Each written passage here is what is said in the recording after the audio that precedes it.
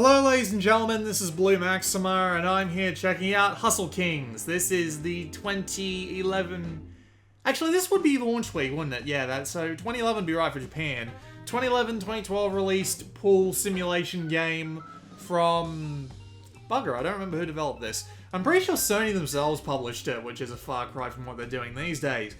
And it's a pool game. There's no other simpler explanation than that, so we might as well just go have a look around. If we go to the extras, we can see not much. You actually have to go to My Profile to get to the options, and notably enough, there's not that much in the way of options. There's a few things that might be useful here and there, but the one thing that's missing is the fact that you can't turn off rear touchpad controls, and there are indeed some of those. You can come here and see your stats, including the amount of games you've won and lost. There's a ton of different kinds of games in this one, actually. Table time, 45 minutes. That ain't right. That is absolutely incorrect. It's been at least an hour. I've been playing this for well over an hour and a half at this point. Closer to 2 hours, actually. Your trophies. You can change your music, which is nice because the hip-hop and the funk selections are actually really bloody bad, but I'll leave them turned on just for demonstration. You can change your pool cue, but there's only one that you can buy and one you start out with, which is really annoying. There's your avatar there. You can choose between it and a bunch and by it I mean when you take with the photo on the camera on the front, and a bunch of preset ones, but the preset ones are all terrible. So let's just ignore those. You can also buy some, but those are also terrible too. You do have the Hustle Kings store, and there are two kinds of credit in this game. Real world money, of course, and the game's in-game currency. And the game's in-game currency can't be used to buy much. You'll only notice that there's only one thing missing from this, and that's a minigame pack. The rest is the trick shot pack, a few avatars, and the queue I told you about, but 10 million is ridiculous, and a bunch of different kinds of balls, but those also cost a ridiculous amount of money, like 25 million, 17 million. Seriously, this is just ridiculous. And then, of course, you got the crown, which is 100 million credits, which is retarded. And you can also come to the PlayStation Store to buy some DLC. Now, the DLC isn't what you think. At least some of it isn't. There is a couple of extra weird tables and a couple of extra things as well. But this is the biggest bullshit imaginable. Like, yeah, there's all your stuff here that you can buy as, like, add-ons and stuff. But this is the bullshit right here. You can buy special chalk, which is limited amount of uses for 99 cents for 99 uses. Which sounds retarded, because it absolutely is. But here's what it does. It actively gives you a benefit. You get a more accurate chalk if you buy the black one. You get a longer aim line if you buy the green one. You get better both if you buy this red and yellow one here. And this red and yellow and black one, I should say, is probably gold. And seeing the aim of the first ball your cue ball hits with the second sight chalk. That is stupid. That is legitimately buying power in this game. Even if it is 99 cents for 99 uses, it's still buying power. And the fact that you can't buy it using in-game currency is a massive kick in the teeth. Like, it's unbelievable that they have done that in a game where you can they actually recommend you go online and hustle people, because the game's called Hustle Kings. So, to have that chalk be something you can only get with real world money is retarded, and I absolutely hate it. So here's your regular game modes. You can play an exhibition match with your different types of balls, and there is actually a fair few neat ones here, including 14.1 Continuous, which I've never heard of, and Killer, which is actually also kind of interesting, which is basically... Killer is... Yeah, you can read the descriptions there for yourself if you want to. They're just some really interesting ideas going on here, including your basic ones. The game absolutely loves to give you black ball. We'll get to why that is shortly. And you can change all your settings here and stuff. That's just my PlayStation VR cable falling off the desk. You can change a bunch of those settings there. You also have trick shots, where it requires you to do specific trick shots. So you can see the little trick shot you have to do in the little things there.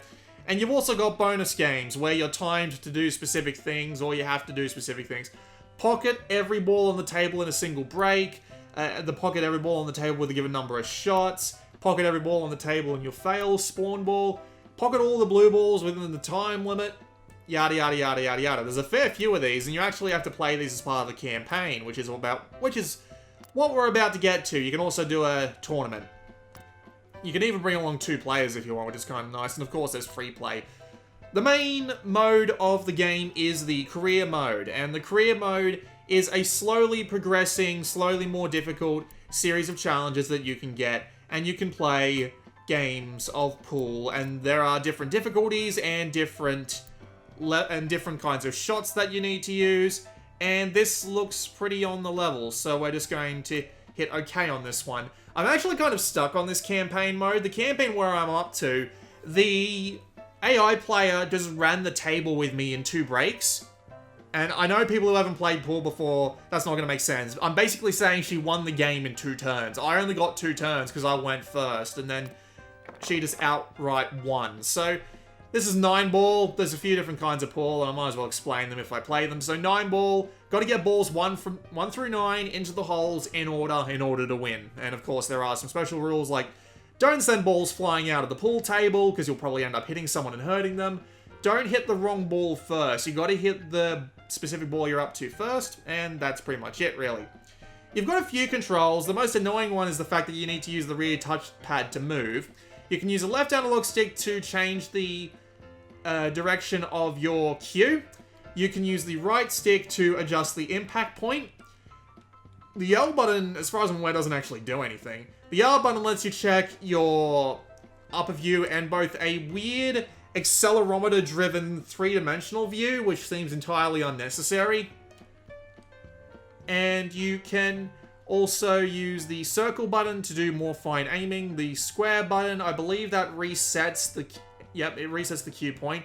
X button doesn't seem to be doing much either. And of course, we can use the triangle button, as it says on the screen there, to move this around. So, taking shots depends on what shot style you have. We've got the casual style out right now, which is the easiest. You use the touchscreen to pull the cue back and release, and it'll go depending on the amount of power you put in and how accurately you pulled the cue back down and forward. The other 2 types are a little bit less simple. You need to pull back on the thing and then push it forward for the normal one. And for Pro, it's a little bit more difficult than that, but I'll wait until I can actually demonstrate them before I actually say anything about them. So let's see if we can get ourselves a yellow ball here. Cue ball hit clean off table. Wonderful. I told you not to do that, and now she's going to get the first sink, which doesn't really matter in 9-ball. The only thing that matters in 9-ball is if you get the last ball in first.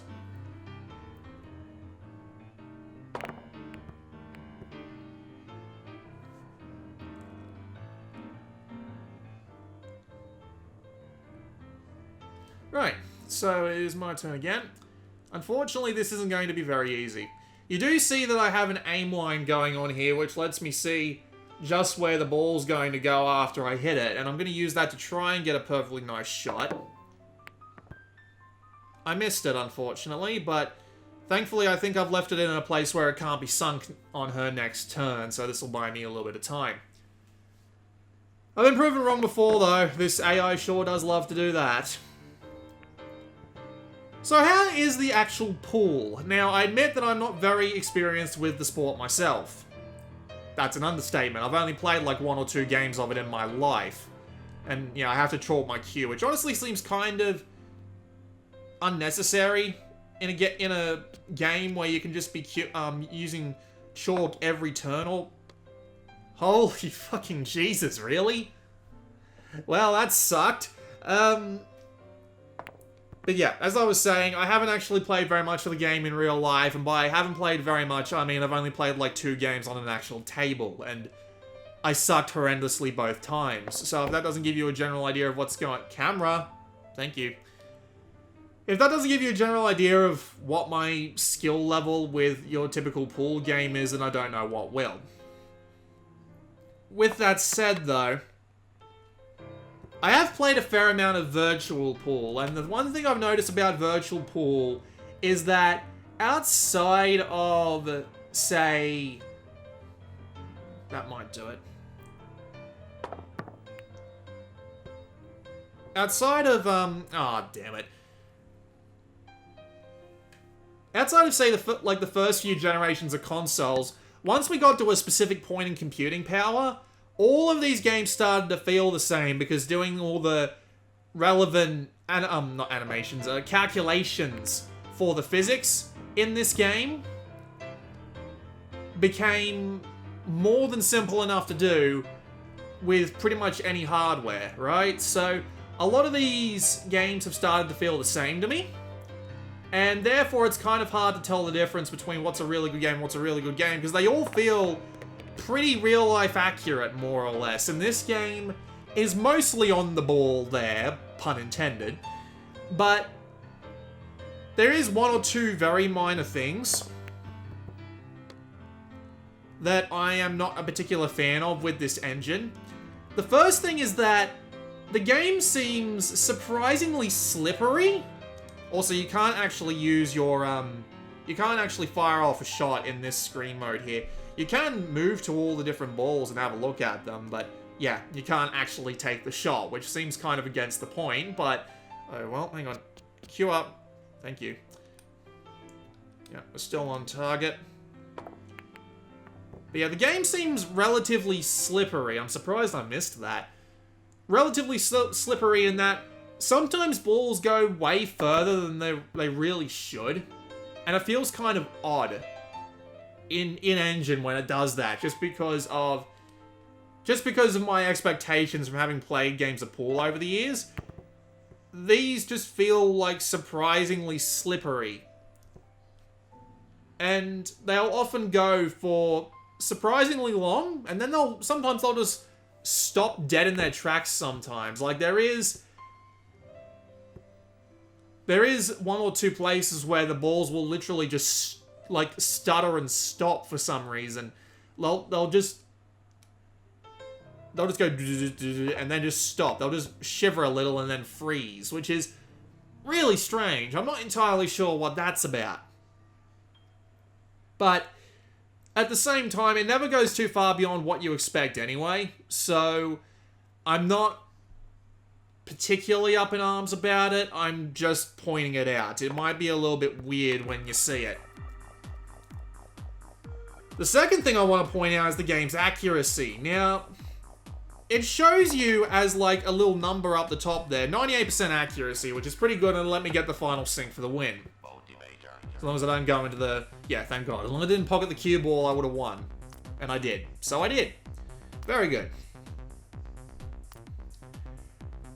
But the problem with the game's accuracy is that it seems determined not to be 100% accurate.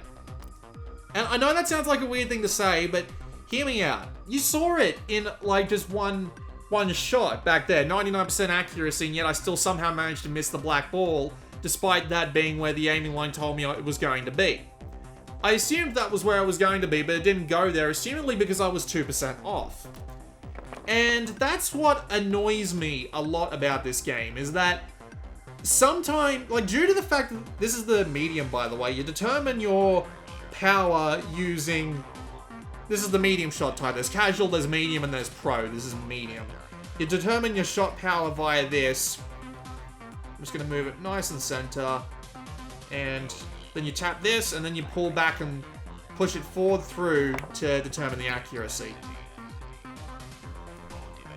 But as I was saying, with the way that the game's shots work, where you use your thumb to, you know, hit the balls so that they end up going in whatever direction you deem sufficient, it means that even the slightest movements can end up with your finger being slightly off, but even to the point where it's like 99.8% accurate, and somehow you still miss a shot that the aiming line said that you're going to hit.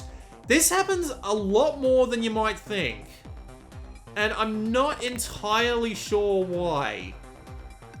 It's surprisingly common, and under normal circumstances, this wouldn't annoy me too much, but in this game where you've got...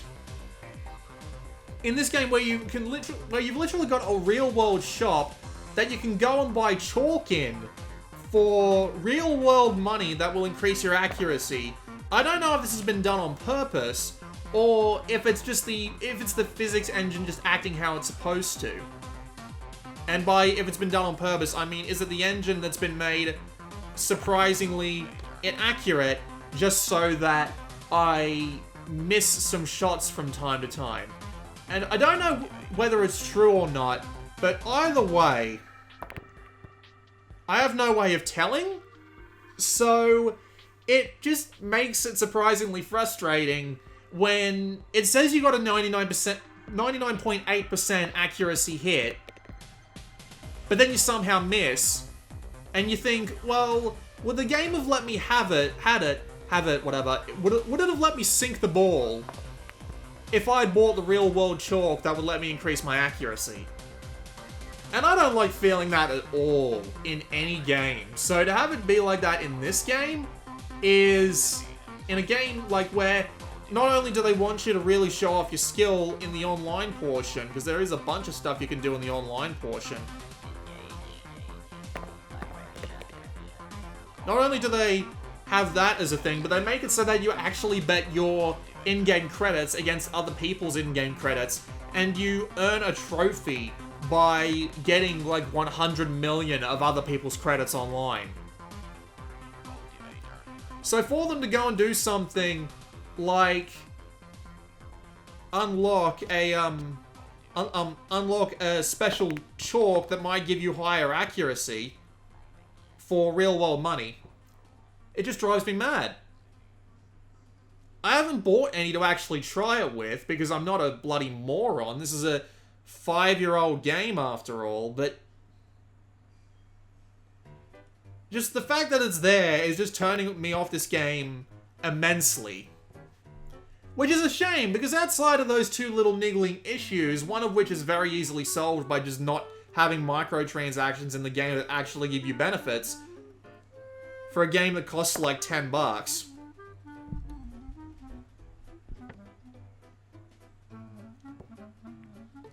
Don't sink, don't sink. Oh, thank God. Yeah, for one of those problems that can be very easily fixed just by having no microtransactions, and maybe the other one can be fixed with a little bit of tweaking of the engine. Other than all of that, it's actually a pretty cool pool game. Like, it's enjoyable to play. The game looks great. The physical presentation of the tables and the locations you can go to are all fantastic for a 2012 Vita game. And it is just surprisingly a nice little game. I'm going to play with a pro shot here just so you can see what that looks like. And then we'll go and have a look at the trick shots and mini games more in depth. The loading times are nice, and you can play online with other people, and I even like the idea of, you know, smuggling other people's money. That is actually a pretty neat idea, and, you know, for a game with the name Hustle Kings is actually really appropriate. Here's the pro. You do everything with just the one finger movement, the accuracy and the power, so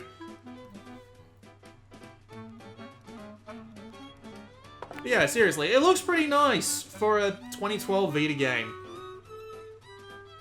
The soundtrack sucks. I mean, the problem with it is that, wow, this is the easy AI, I'm getting wrecked already. Yeah, the problem with the soundtrack is that some of the songs just don't fit. Like, I like the jazz and the more lightweight music they got going on, but then when the game's theme song pops in, like, I'm the ace, the one, the only, I'm the king! It sounds absolutely retarded. And I know I just sounded absolutely retarded as well, but, well, I am retarded, so I get to do that. You don't. Gotcha. Almost sent myself in the pocket myself, but I got it.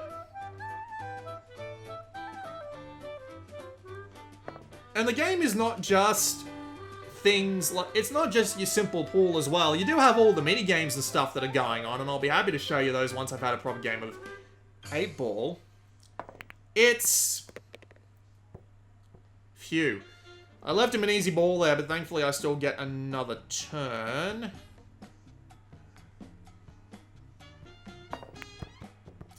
missed. My accuracy was 87.6% apparently, but that still wasn't enough to get that ball in.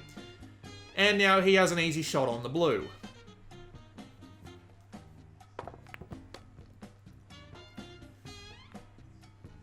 And it's, yeah, as I was saying, it was a cool idea to let you go online and hustle other people for fun bucks. But I don't even know if the queue can be used online. I assume it can. I don't know why they would let you buy those sorts of microtransactions only to not let you use them in a proper online multiplayer game, because it just seems against the point otherwise. Especially when you can buy a Time Savers pack, which will give you everything in the game in one shot for like $149.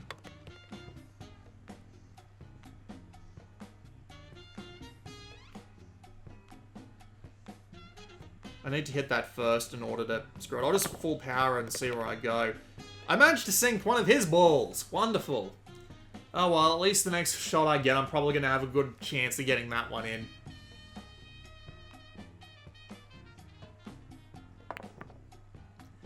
The game's performance is fine too. I haven't noticed anything in particular wrong with the game's performance. No frame rate drops, no hitches, other than the weird ball stuttering, which is very strange. Yeah, he's got this. I've lost.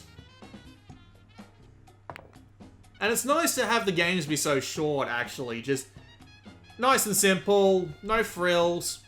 Just sit back, relax, and have a nice game when you're sitting on the lounge. More or less. It's a nice little game with a nice little control scheme and all that.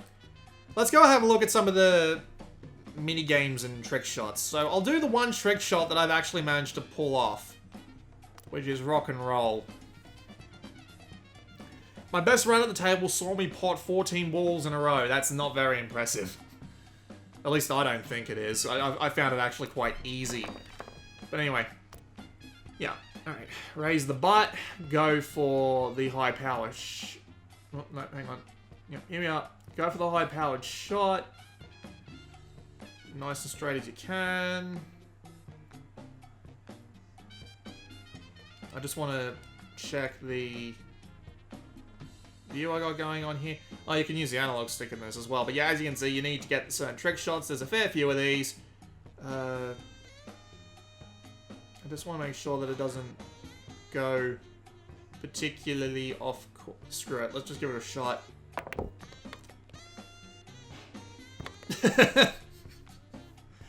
Oh, that was bad. One more try. Thankfully, it actually sets your position right back to where it was. So, if you're going for a specific shot and you just need to tweak it slightly... Well, I got all the balls in, but I didn't sink the yellow one first. I don't care. I have a lot of trouble hitting these trick shots, so I'm not going to bother showing you any more of those. Let's have a look at some bonus games instead. I don't want to do plan or cannon shots because they're quite hard. Spawn ball, clear up, target clear up, or no, beat the clock. We'll do beat the clock.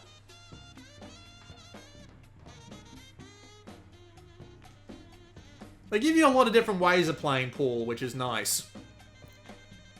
It means that you don't just end up playing the same 3 modes over and over and over again. So yeah, I've got 90 seconds once I hit my first shot.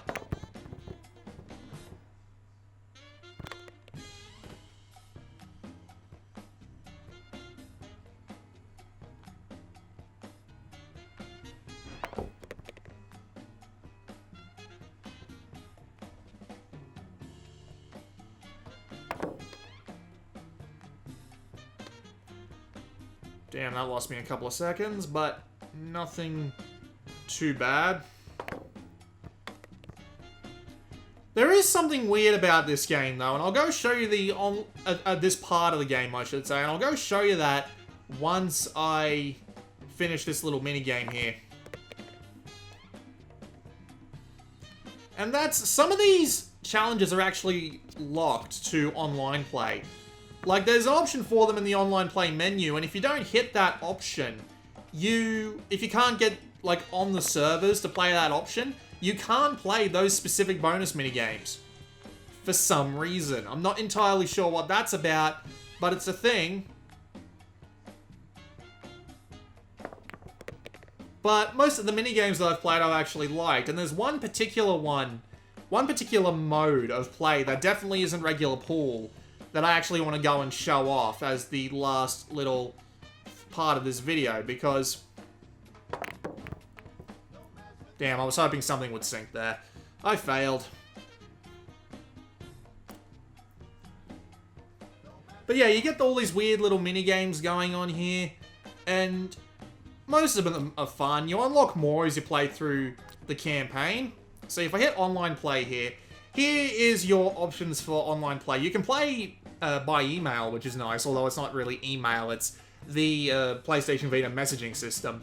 And of course you got your rankings and your matchmaking and stuff like that. And here's your other ones. You got Golden Ball, earn the most HKC within the limit of 5 minutes, so that's getting all your fancy shots and stuff like that. Turn the blue balls into the red balls as quickly as possible, which is a nice idea. Pocket as many balls as you can in one visit to the table, but a miss or a foul ends your turn, and pocket all 15 in the lowest time you can. So yeah, some pretty basic stuff there. It's a bit weird that they're all locked behind that, but you know. Alright, we're gonna go play a match in the campaign mode, which has been my favourite so far, or the career mode, I should say. I think it's in Party People. No, it's not Black Ball. It's Cutthroat. There we go. Short, standard, and the difficulty is medium, so we'll work with that. And yeah, the more events you finish in career, the more careers you unlock. And as I was saying, I was stuck on it because the AI of the campaign that I'm up to literally won against me in 2 turns. This game's AI can get really difficult.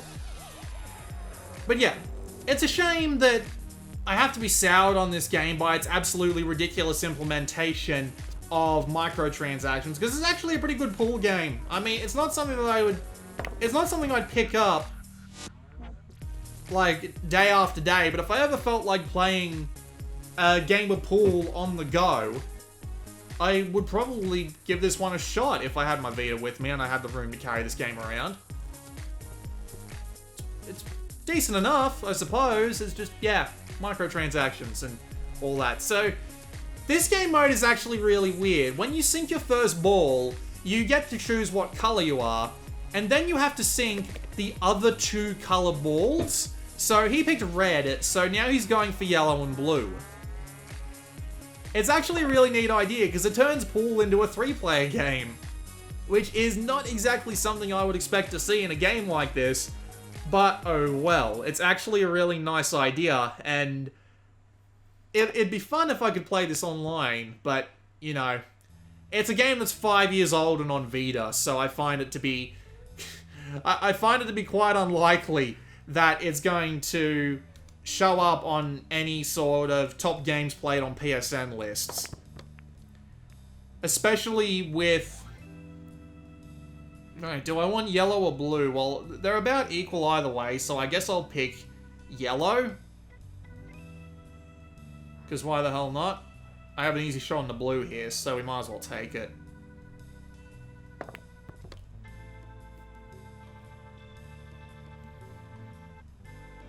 But yeah, it feels so weird playing this. You want to know why? It's because, for those of you who've been following the channel for anything more than my Vita videos for a while, you'll know that I recently got a PlayStation VR headset. And one of the games that you can get on the PlayStation VR headset is... That was a horrible miss.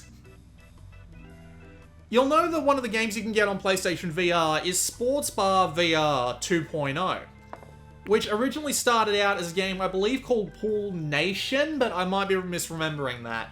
And the thing about Pool Nation is that it actually lets you play a game of pool in VR, using the PlayStation moves as your cue, which is actually a really neat idea, and it feels so accurate. Like, it doesn't... It feels like it's reacting exactly the way you would expect it to, which is a really neat thing, because playing pool in VR makes it feel like those 2 times I played it in real life. And I'm just as shit at it in VR as I am in real life.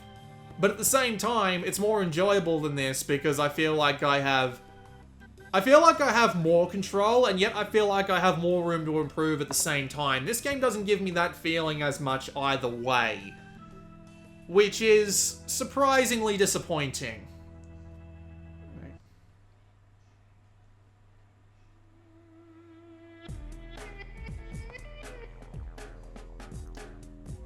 Damn it.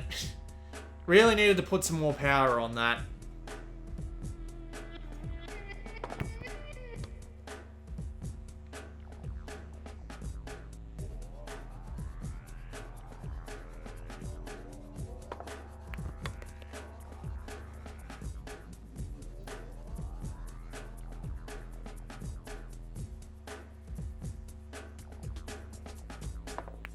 Yep, thanks for focusing on him and sparing my one yellow ball all the way down the other end of the table.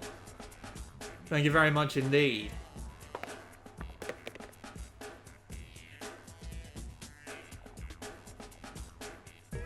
Look, it's not terrible, not really, and if you're really looking for a pool game on... What the fuck was that? What was that? Okay, that was odd. Why? What was that about? Oh, I don't even bloody know. Oh, great. He's going for the yellow. Thankfully, it looks like that's not going to go in any hole. Alright, my turn. A little bit more power to get it away from my stuff. And there we go. Now, if I can hit this red ball in this one go, I've won the match, which is, you know, me being competent. Which means it'll never happen, but we'll give it a shot anyway. I think I'll add a bit of backspin to this, just to make sure that it doesn't fly straight in.